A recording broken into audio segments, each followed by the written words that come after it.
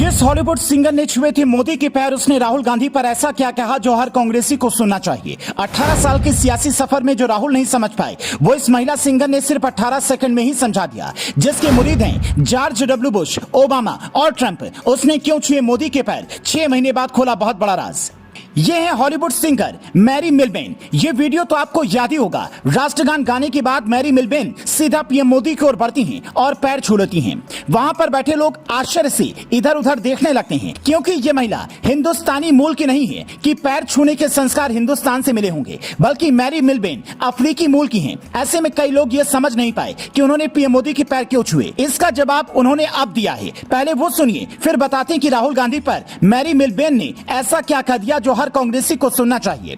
प्रधानमंत्री नरेंद्र मोदी को लेकर मेरे मन में काफी सम्मान है, इसलिए पैर छूने में मुझे कोई हर्ज महसूस नहीं हुई। जनवरी 2023 में जब पीएम मोदी अमेरिका आए थे तो उनकी राजकीय यात्रा का हिस्सा बनना मेरे लिए सम्मान की बात है। हिंदुस्तान मेरे लिए अब एक परिवार की तरह है। जो बाइडेन और पीएम मोदी दोनों के लिए वो वक्त काफी महत्वपूर्ण था। मुझे लगता है कि ओबामा ने बाइडेन को नीचा दिखाने के लिए अहंकारपूर्ण टिप्पणी की थी। मेरा मानना है कि ऐसा मजबूत परिवार और स्वतंत्रता को लेकर अमेरिका और भारत के विचार एक जैसे ही हैं और धार्मिक स्वतंत्रता भी उसी का एक अभिन्न हिस्सा है। सिंगर मैरी मिलबेन ने ये बातें एक इंटरव्यू में बताई। तभी एंकर ने ये पूछ लिया कि राहुल गांधी पर आपके क्या विचार हैं। खास बात ये थी कि George W Bush, Barack Obama और डोनाल्ड ट्रंप जैसे दिग्गजों के लिए मैरी मिलबेन ने काम किया है। यहाँ तक इन्होंने जब ओम जय जगदीश हरे गाना गाया तो हिंदुस्तान में भी फैन फॉलोइंग काफी बढ़ गई थी और अब सिंगिंग के अलावा सियासत को लेकर विचार रख रही हैं। तो विदेशी पत्रकार ये भी जानना चाहते हैं कि राहुल के सियासी भविष्य पर मैरी क्या सोचती हैं। ये सवाल सुनते ही मैरी मिलबेन के जवाब देने का तरीका बिल्कुल बदल गया।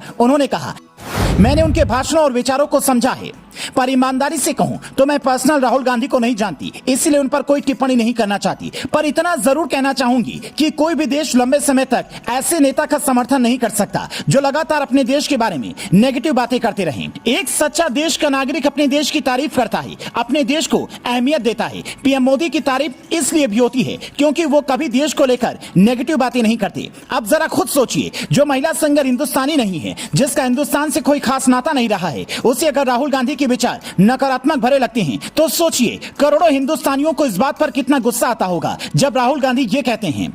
बयान नंबर 1, भारत में लोकतंत्र खत्म हो रहा है, यह खतरे में है। बयान नंबर 2, चीन शांति पसंद देश है जो शांति का पक्षधर है। बयान नंबर 3, भारत के सभी संस्थाओं पर आरएसएस का कब्जा है। बयान नंबर 4, आरएसएस कट्टर और फांसीवादी संगठन है। बयान नंबर 5, प्रेस, न्यायपालिका, चुनाव आयोग सब कुछ खतरे में है। हो सकता है कांग्रेसी हर बात पर राहुल गांधी का बचाव करें और कहें कि राहुल की बातें सही से सामने नहीं रखी गई या फिर कोई और बहाना बताएं। पर सवाल यह है कि जब कांग्रेस को यह पता है कि राहुल के विदेश दौरे पर बवाल मच सकता है या फिर राहुल गांधी के बयान पर सवाल खड़े हो सकते हैं, तो उन्हें मायावती की तरह लिखा हुआ भाषण पढ़ने की सलाह क्यों नहीं दी जाती है। जब कोई विदेशी व्यक्ति आपके देश का सम्मान सिखाए तो सवाल तो उठेंगे ही। एक वक्त ऐसा भी था जब कांग्रेस के नेता हर देशवासियों में देशभक्ति का जोश भरते थे, अंग्रेजों के खिलाफ लड़ाई का बिगुल फूंकते थे। पर जैसे ही देश आजाद हुआ, खुद गांधी जी को भी लगा कि कांग्रेस बदल गई है। आज हॉलीवुड सिंगर ने अगर ये बात कही है तो इस पर कांग्रेसियों को सोचना चाहिए। आप इस पर क्या कहेंगे, हमें कमेंट में बता सकते हैं। Bureau report,